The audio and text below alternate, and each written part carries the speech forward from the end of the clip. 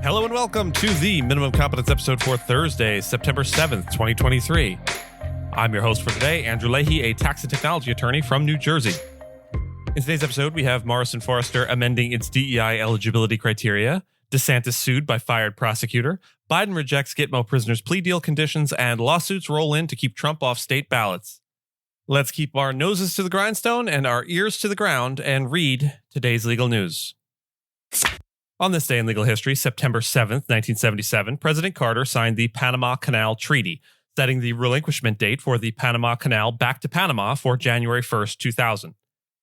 In the early 20th century, the U.S. secured rights to build and operate the Panama Canal, initially through the Hay-Herrán Treaty with Colombia, but eventually through the Hay-Bunau-Varilla Treaty with Panama, post its independence, which was supported by the U.S. The canal opened in 1914, but the legitimacy of the treaty was questioned by many Panamanians. As the century progressed, tensions escalated between the U.S. and Panama over the control of the canal, leading to riots and diplomatic interruptions. In the 1970s, both nations recognized the necessity of renegotiating the canal's status.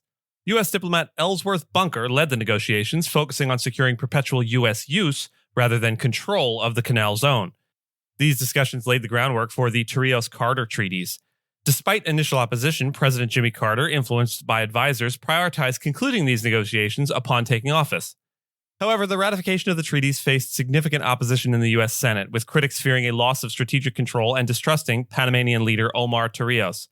After extensive public and political engagement, two treaties were formulated and narrowly ratified by the Senate in 1978, establishing the terms for the eventual transfer of the canal to Panama in 1999. Despite fostering initial cooperation, U.S.-Panama relations fluctuated, culminating in an American invasion in 1989 to depose leader Manuel Noriega. By 1999, relations stabilized, and the canal's administration was peacefully transferred to Panama.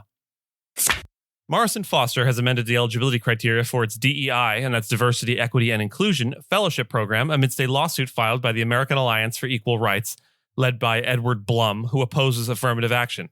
Initially, the Keith Wetmore Fellowship targeted students from historically underrepresented groups in the legal sector, but now focuses on those showing a commitment to diversity and inclusion in the legal profession. The lawsuit accuses the firm of racial discrimination against prospective lawyers for over a decade.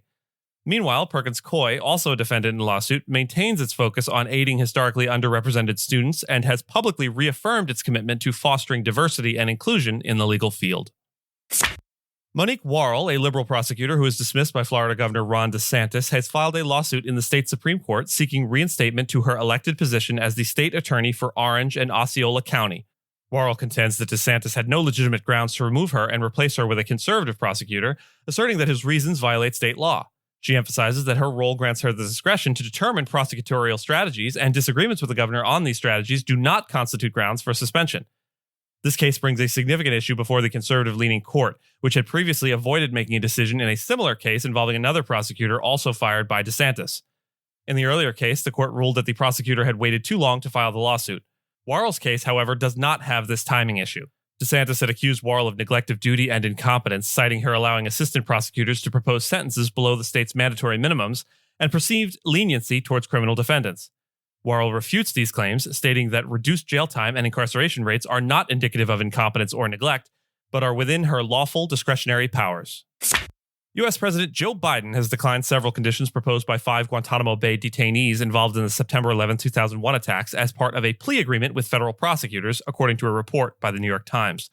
The defendants, including Khalid Sheikh Mohammed, identified as the main architect of the attacks, were offered a plea deal that would exempt them from the death penalty, instead imposing a life sentence if they pleaded guilty. In response, the defendants presented conditions such as not serving their sentences in solitary confinement and being permitted to eat and pray with other inmates. President Biden, aligning with the advice of the Defense Secretary Lloyd Austin, rejected these conditions, termed as joint policy principles, as grounds for plea negotiations. A White House spokesperson emphasized that accepting these conditions for a pretrial agreement would not be suitable given the gravity of the 9/11 attacks, which were the most severe assault on the U.S. since the Pearl Harbor incident. The spokesperson reiterated the administration's dedication to maintaining fairness in the military commissions process, aiming to deliver justice to the victims, survivors, and their families, as well as the accused individuals. The 9/11 attacks, orchestrated by al-Qaeda militants, resulted in over 3,000 deaths and involved the hijacking of 4 commercial airplanes, which were used to carry out coordinated strikes in New York City and Washington, D.C. More than 500,000 people died in Iraq and Afghanistan as a result of the ensuing invasions.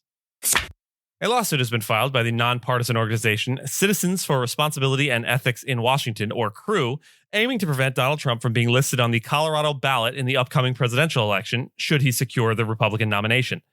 The lawsuit, representing 6 Republican and unaffiliated voters, including former officials at various government levels, is grounded on the argument that Trump's involvement in the events of January 6, 2021 makes him unfit for office as per the 14th Amendment of the U.S. Constitution.